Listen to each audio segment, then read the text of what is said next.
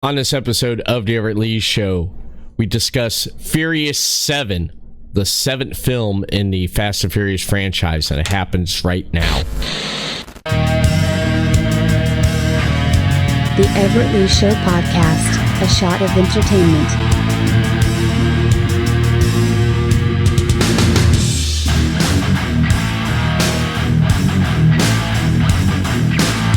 Furious 7 was released in 2015, and it was directed by James Wan, written by Chris Morgan and Gary Scott Thomas.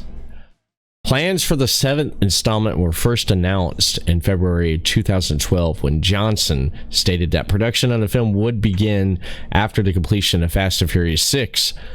In April 2013, Wan, I can't even pronounce that, known for horror films, was announced to direct the film. Casting shown to return of Diesel and Walker at the same month. Principal photography began September in Atlanta, but was indefinitely suspended in November after Paul Walker died in a car crash.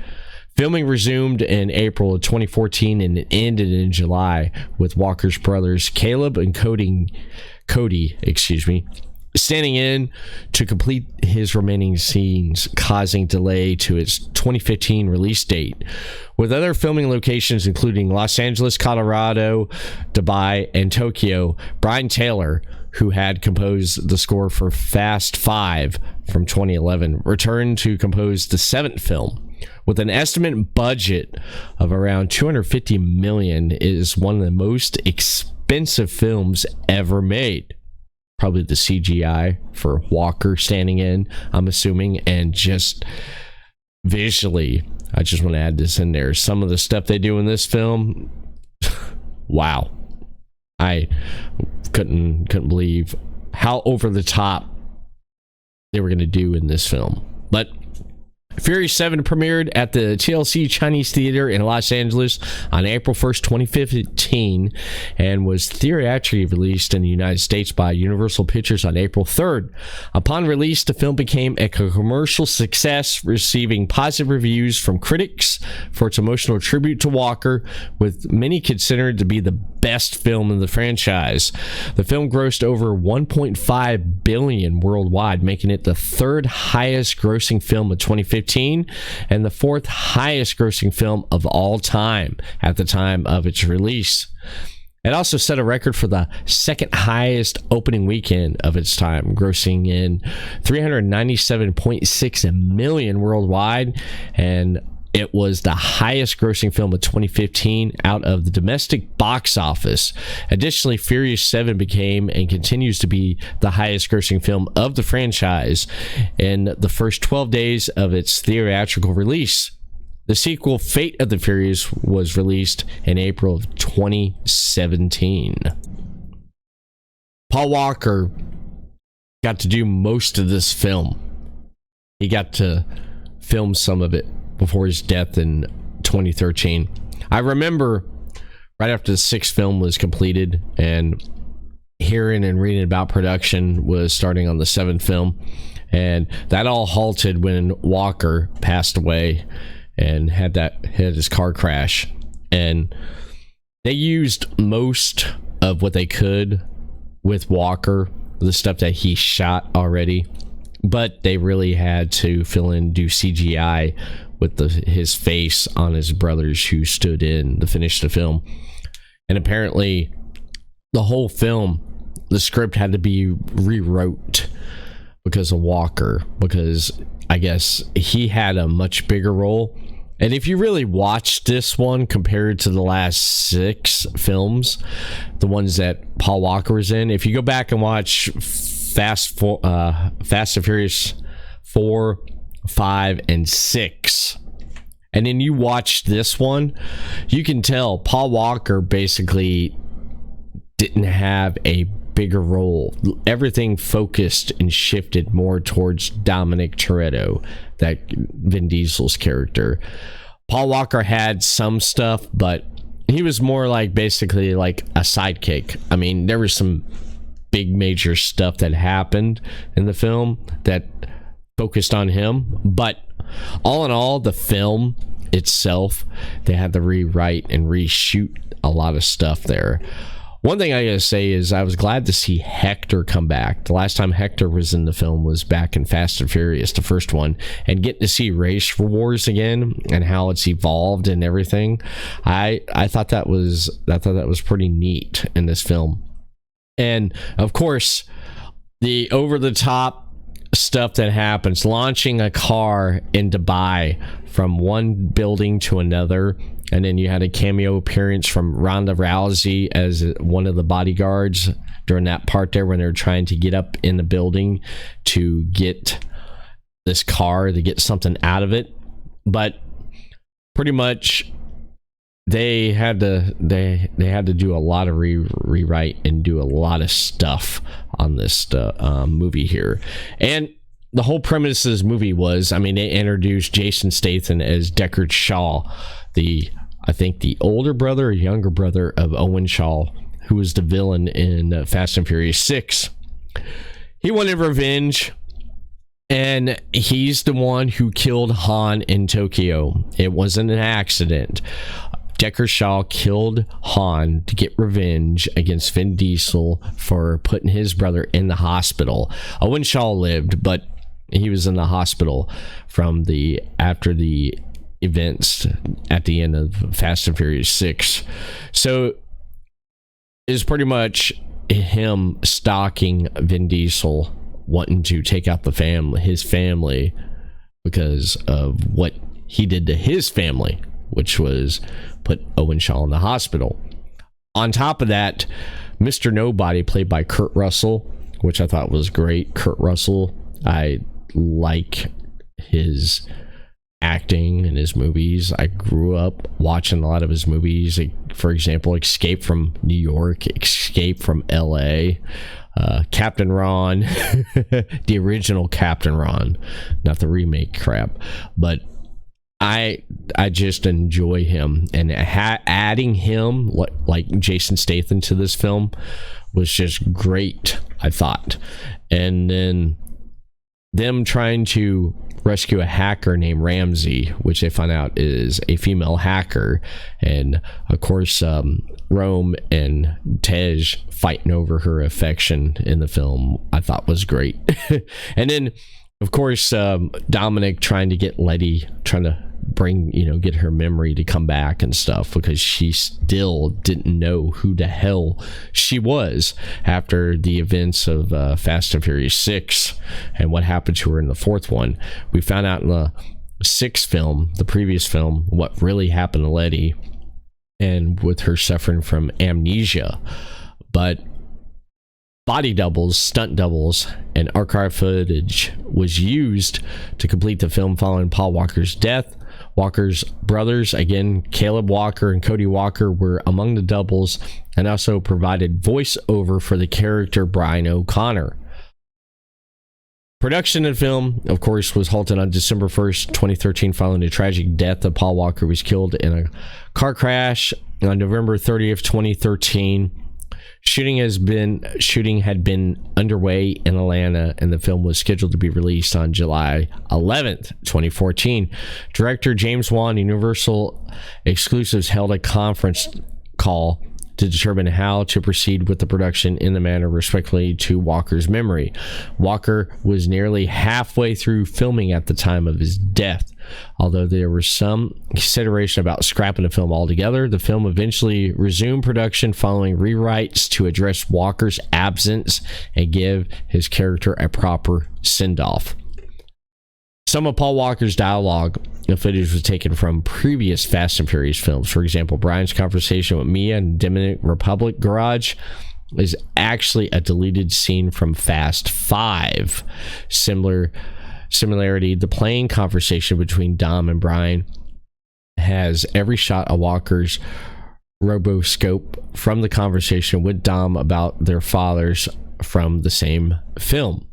Jordana Brewster had to shoot her scenes at the very end of the filming because her lead role on the since canceled Dallas television series She had stated that it was immensely difficult given most of her scenes were with her on-screen husband Brian, and by the time her scenes were filmed, Paul Walker was already dead, requiring her to perform scenes with either one of Paul's two brothers acting as his body double or with him inserted via computer graphics or footage from an earlier film.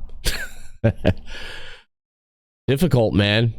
That was difficult, I'd have to say, for her, because she was so used and so comfortable acting with him, and you have to act with this character, and mentally you're playing this character, but the person you're doing the scene with, you know that's Brian, but in the back of your head, it's not Brian. It's not played by Paul. So I know mentally that kind of was rough there for her.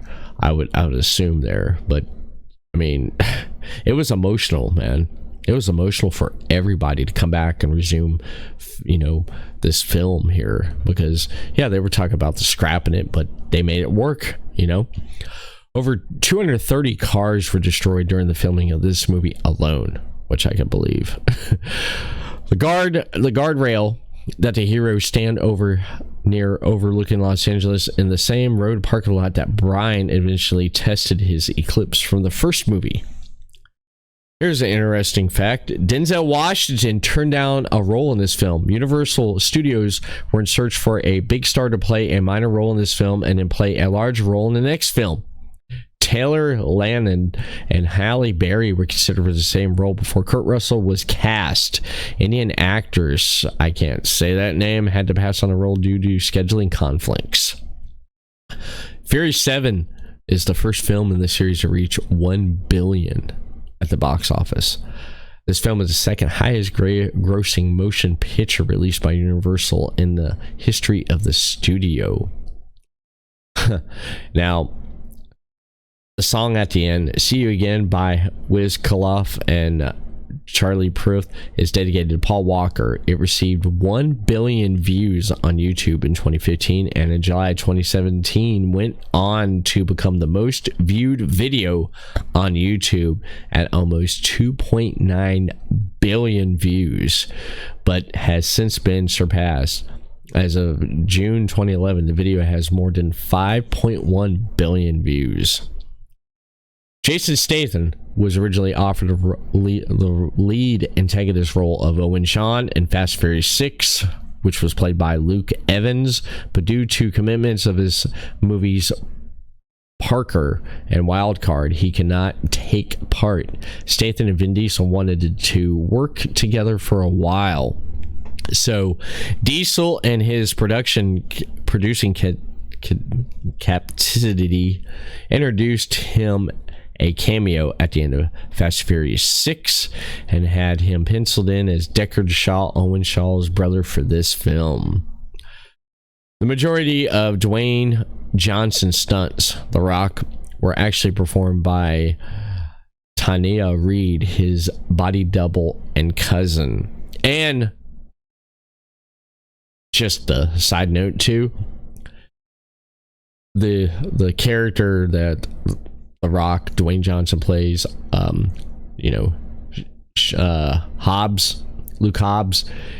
He's in the beginning of this movie and at the end, because at the time he was filming Hercules, so he couldn't commit to this film. That's why he's not in this film as much. And he was he came in the film the beginning and then towards the end because he was had scheduling conflicts. He was already committed to do Hercules, but I just wanted to throw that in there. This is the longest of the Fast and Furious movies upon its release at 2 hours 17 minutes until Fast 9, the Fast Saga, 6 years later, which runs at 2 hours and 25 minutes. In an interview with Vin Diesel, Diesel stated, Furious 7 was for Paul. Fate of Furious in 2017 is for Paul. Okay. This is the third time Paul Walker drove the same blue Nissan GTR since Fast 5. And if you look, this is the first sequel of the series take place after the Fast and Furious Tokyo Drift. Because if you look at the timeline of the films, you had the Fast and the Furious, Too Fast, Too Furious. Here's the chronological order of all 7 films at this point here. If you watch it in timeline, The Fast and the Furious, Too Fast, Too Furious, Fast and Furious, Fast 5, Fast and Furious 6, Tokyo Drift, and Furious 7. This is pretty much the first film after all 6 of those.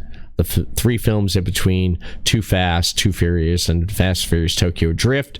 This one takes place after. This film was announced before Fast and Furious 6 was even released.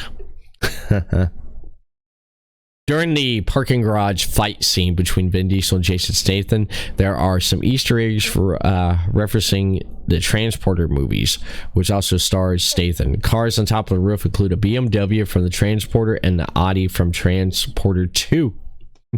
Nice little Easter egg. Before this movie was released, Vin Diesel announced there will be 3 more movies after this one. Justin Lin did not return to direct this movie as the studio wanted to produce Furious 7 on a accelerated schedule for the release of summer 2014. Lin would have had to begin pre-production of this film while performing post-production on Fast and Furious 6, which he considered would have affected the quality of the final product. The entire Fast and Furious series, Roman never called Dom by his name. The only time he does call him by his name is the next film, Fate of the Furious. Dwayne Johnson used his finishing move, Rock Bottom, on Jason Statham in the fight as he hacks into his computer at the DSS building. Yeah, that fight scene with that was great. That was the start of a great Odd Couple, which, partnership, which you'll see in, and I'll discuss in the next one, Fate of the Furious. Let's see.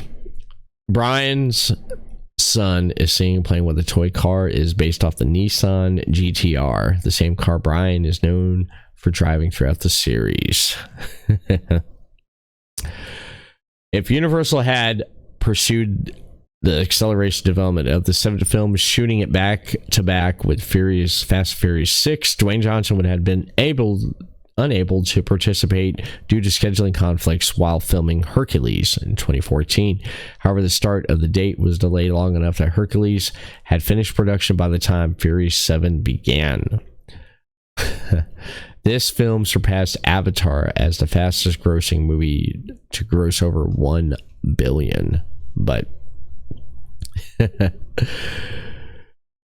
it's all I can say is that this right here, this film, it's just a lot of people went to the theaters to see it, to see how they finished this movie. I keep hitting my hat on my microphone. Might as well just take it off. They pretty much, a lot of people went to go see this because it was Paul Walker's last film, which in a way it was his last Fast and Furious movie, but there was also, he had like 2 other movies that was already like in the bag that came out after his death.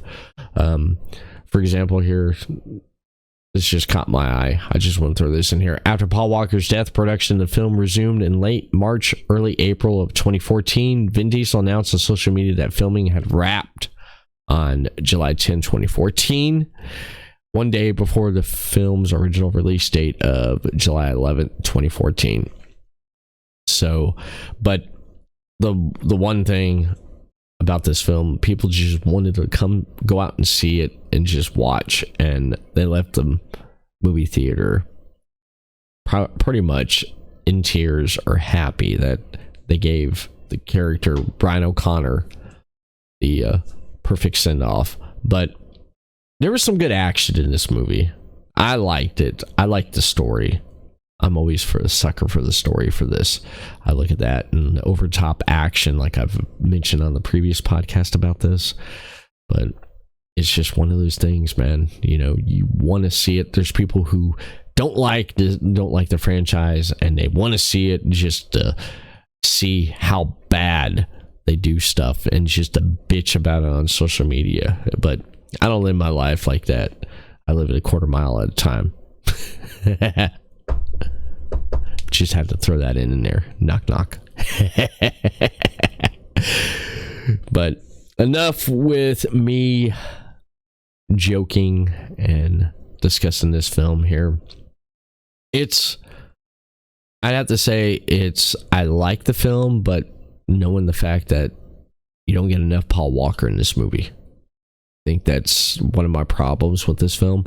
But they rewrote and rearranged everything the best they could with what they had, and they had to use fill-ins. But one good thing about this is that Letty at the end of this, when Diesel we thought died, was like when Dominic Toretto, we thought he died at the end with the big explosion and everything. Her memory came back and she remembered everything, which was great. And of course, I forget to mention this, we get to see Elena, who was a character that was first introduced in Fast 5 down there in South America.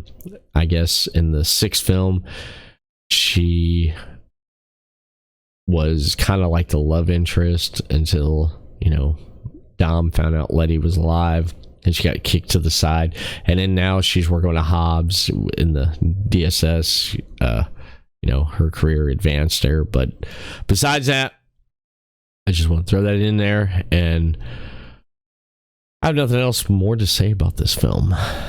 So, oh yeah, let me throw this in here. You get more of a scene after Han died and Dom goes to Tokyo to bring Han home. He meets up with Sean Boswell who's the lead character in Fast and Furious Tokyo Drift. You saw the ending of that film there where they have the race at the end, and you get to see in this one what happens with Sean and Dom talking more about Han and everything. So it was cool to see that little cameo there. But besides that, that is it for this episode of the Everett Lee Show.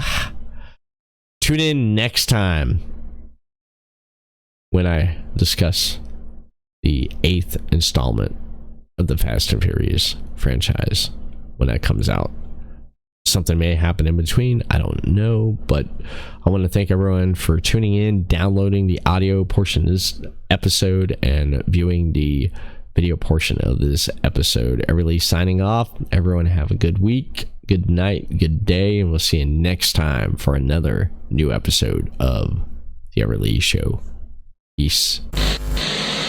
Follow the Everett Lee Show on the following social media platforms: Facebook, The Everett Lee Show; Twitter, @the Everett_Lee; Instagram, Everett Lee. Subscribe, follow The Everett Lee Show on the following platforms: Anchor.fm/Everett Lee Show, YouTube, Everett Lee, and Johners Podcast Network, WrestlingWithJohners.com.